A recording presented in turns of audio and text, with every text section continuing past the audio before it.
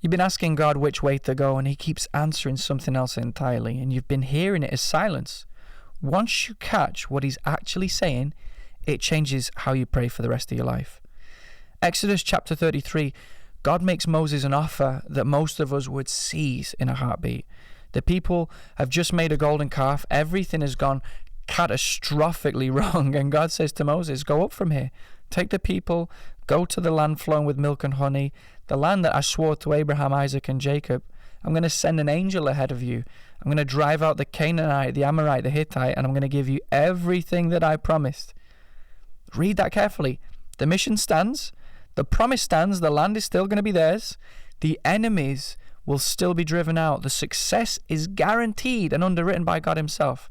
There's exactly one thing missing though, and God names it plainly. He says, but I will not go up among you. Everything you ask for without me. And Moses, and this is the moment that I want you to really sit inside with me during this message. Moses says no. He says, if your presence doesn't go with us, don't bring us up from here. Don't bring us up. Leave us in the desert. If you're not going, I'd rather stay in the wilderness with you than arrive in the promised land without you. That's one of the most staggering statements that anybody's ever made in history. It's an incredible thing to have said to God. Think about what he's turning down. 40 years of complaining, manna, quail, thirst. A people who've just melted all their jewelry and turned it into an idol. And he's been hauling this exhausted, rebellious, stiff-necked nation. He's been dragging him through the desert, and now God's offering him an exit. He's giving him an out. The land, the rest, the end of the wandering, and Moses says, not without you. Why? Because he's grasped something that many people, more than we'd like to admit, ever grasp.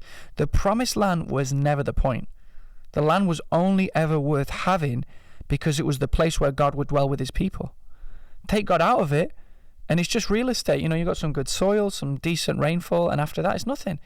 The entire value of the destination was the presence of the one who would be there. Which means the thing Moses actually wanted underneath the deliverance and the mission and the 40 years of leading, it wasn't a place at all. Moses was going after a person. And here's the question that should stop us in our tracks.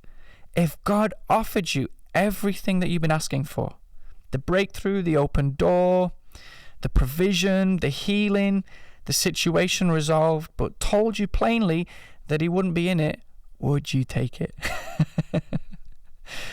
And be real with me. I think most of us, I think many of us, if we're being honest, the thing that we've been praying for, we'd take it. We'd take the land. We've been praying for the land and not for him. Now watch what God says back, because this is a thread that runs right the way through the scriptures. I want to show you that today. It's amazing. He says, my presence will go with you and I'll give you rest. My presence, not a map, not a strategy, not a timeline, himself. And once you see that, you start noticing that God, he does this constantly, and almost it's always a response to a completely different question. If you go back to the burning bush with Moses, Moses asks, who am I that I should go to Pharaoh?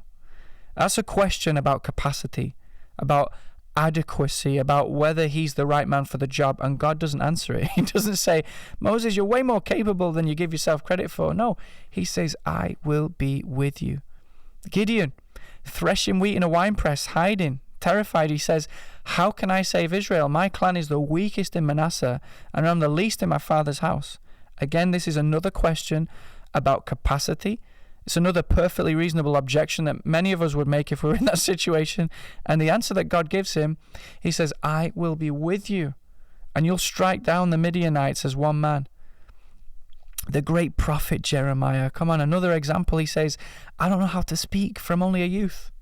Again, a question about competence and qualification. And God, don't be afraid of them, for I am with you to deliver you. And my final example today, and there's a lot more, we've got Joshua. He's standing on the edge of everything, the weight of a nation on him. Moses is dead at this point, and God says, just as I was with Moses, so I will be with you. I will not leave you or forsake you. We've got 4 different men here, 4 different crises, 4 different questions about identity, about capacity, about competence, about the future, and one answer every single time: I am with you. Now be honest about how that lands when it happens to you. Bring it back to us for a minute. You've been asking God for direction. Maybe you've been praying faithfully for a long time, for months, for years. Should I take the job? Should I stay? Should I move? Is this the person? Should I speak? Hold my peace? Is this the right time, or should I wait? And you've gone into prayer and you want a yes or a no, right? And what you've come out with is a sense of Him. It's nearness. It's peace. Something that you'd struggle with to put into words, and certainly you couldn't write it down as an instruction. And if we're being honest, that's often felt like a non-answer. It's like He's changed the subject. You've come in asking which way, and He said, I love you.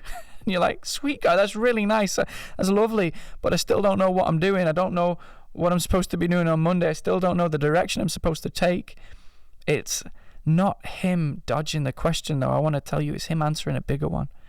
Because underneath the which way should I go question, you might not have noticed what you're asking. It's this, though: am I going to be all right? Every navigational question is a security question wearing a disguise. Every navigational question. We want to know the route because we're frightened of getting it wrong, of ending up somewhere ruinous, of being on our own out there. And God, who sees the fear under the question, He doesn't answer the surface. He goes straight to the heart of that thing. And He says, I am with you. Which is not less than what you asked for. In fact, it's more. Because a map can only tell you where to go. A person can go with you. And this is where the whole of Scripture converges. Because when God finally gives His fullest answer to the human race, He doesn't send a system, He doesn't send a code or a philosophy or a set of navigational instructions for life. He comes Himself. And the name given before He arrives says everything. They shall call His name Emmanuel, which means God with us. Come on. Not God who instructs us, not God who watches us, not God who explains. God with us. The same promise given to Moses in the desert, and Gideon in the winepress, and Jeremiah in his fear. Now no longer a promise, but a person standing in a body in a village in the middle of ordinary human life. The answer God has been giving for 2,000 years finally walked into the room. And then look at how Matthew's gospel ends as well. The very last words out of his mouth, out of the Lord's mouth at the ascension, He could have said anything. He could have given some final instructions, a strategy, a warning, a summary of everything that they need to remember. But He says, and behold, I am with you always to the end of the age. The gospel opens on God with us and closes on I am with you always. And everything in between is the demonstration of that reality. That's the whole message. It's always been the whole message. So let's make it practical. What kind of impact does this have on my life today? How do I walk this thing out? How is this really transformative for me? What does it mean for me? Most of us pray like people trying to extract information from God, like He's got everything for our lives in a dossier, in a file, in a little filing cabinet. We're trying to peek over His shoulder and see what's going on in there so we don't get it wrong. We come with a decision, we lay out the options, and we ask for clarity, and we leave frustrated because we don't get a clear directive. And the whole encounter in those instances is transactional. We came for data, and it's not what we get. What if you change the question, though? Instead of walking in with which way, Lord, walk in with, are you here? Instead of what should I do about this, ask Him, would you be in this with me? Because here is what actually happens when you get the presence. You stop needing certainty in the same way. And it's not because the decision becomes obvious, but because the fear underneath the decision loses its grip. You can walk into an unclear future with someone. You can't walk it alone. And God has never once promised the first thing. He's promised the second over and over and over. So this week, when the decision presses in and the anxiety rises and you find yourself demanding clarity from God, try asking a different question. Not show me the way, but be with me. Show me your presence, Lord. And then move. Move obediently, faithfully, prayerfully, with wisdom and counsel, of course, but move, knowing that the guarantee you have is not that you'll get every turn right. The guarantee is that he's in the car with you. There's one more thing hidden in Moses' refusal, and this is the heart of everything that I want to share today. When Moses says, if your presence doesn't go with us, do not bring us up from here. He's saying something the rest of us have to learn very often, slowly and painfully. He's saying, you are the promised land. Not the destination, not the outcome, not the resolution that I've been asking for. It's you. If I get everything and I do not get you, I have arrived nowhere. And if I get you and nothing else, I've arrived. I'm already home. I'm already home. This is the discovery underneath every mature life of faith. And you can't rush it. Most of us, we have to spend years asking for the land before we work out that what we were made for was the one who lives there. So I want to encourage you, if you're in a season where you keep asking God which way and getting nothing that looks like an answer, I want to gently suggest to you that you may already have received one. And it may be the sense of him that you keep dismissing as vague, that nearness that you can't write down as instructions, that it's that thing. It's not the consolation prize for the direction that you didn't get. It is the thing itself. He's not withholding the answer from you. He's offering himself as the answer. So if this has landed, do me a favor today.